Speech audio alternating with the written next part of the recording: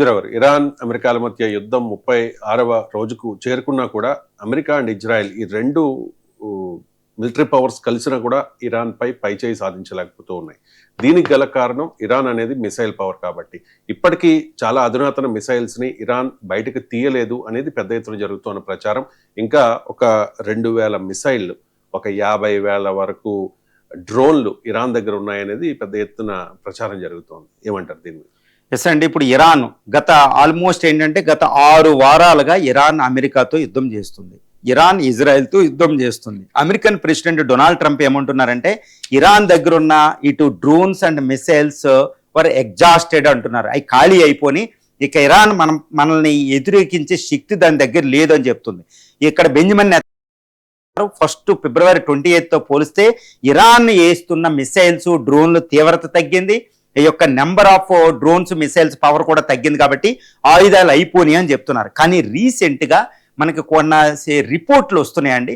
అదేంటంటే ఇరాన్ దగ్గర ఇప్పటికీ కూడా 2000 మిసైల్స్ ఉన్నాయి, అదేవిధంగా ఒక 50,000 వరకే డ్రోన్ ఫోర్స్ ఉంది. కాబట్టి ఇంకొక 2 నుంచి 3 నెలల పాటు ఒక దీర్ఘకాలిక యుద్ధం చేయడానికి ఇరాన్ దగ్గర కావాల్సిన డ్రోన్లు మిసైల్స్ ఉన్నాయనేది ఒక సంచలనం గొలిపి ఒక స్టార్ట్లింగ్ రిపోర్ట్ బయటకు వచ్చిందనమాట.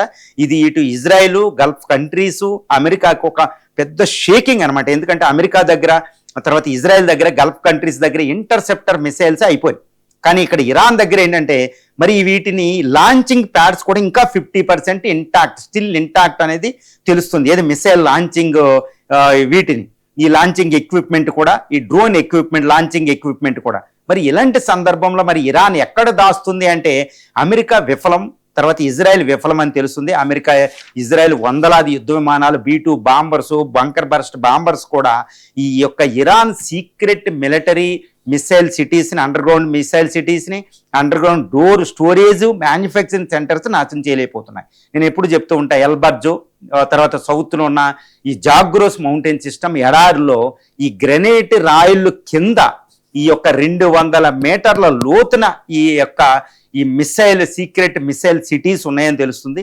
కాబట్టి ఇవి అమెరికా ఉపయోగించే GBU-52, GBU-72 లాంటి B-2 ద్వారా, బాంబర్స్ ద్వారా వేసే ఈ బంకర్ బర్స్ట్ బాంబులు దాన్ని నాశనం చేయలేదని తెలుస్తుంది. కాబట్టి ఇరాన్ యొక్క secret and drone missile secret సిటీస్ని వాటి మ్యానుఫ్యాక్చరింగ్ ఫ్యాక్టరీస్ ఉన్నాయి. అంటే ఈ 2000 మిసైల్సే కాదు, ఈ 50,000 డ్రోన్లే కాదు, ఇంకా అది తయారు చేస్తూనే ఉంది. కాబట్టి ఇరాన్ ఒక సంవత్సరం పైగా దీర్ఘకాలిక యుద్ధాన్ని చేయడానికి సంసిద్ధంగా అది అసిమెట్రిక్ వార్ఫేర్ని తయారు చేస్తుంది. కాబట్టి అమెరికా, ఇజ్రాయెల్ ఎట్టి పరిస్థితుల్లో కూడా ఇరాన్ గెలిచే అవకాశాలు ఇక్కడ మనకు లేవు.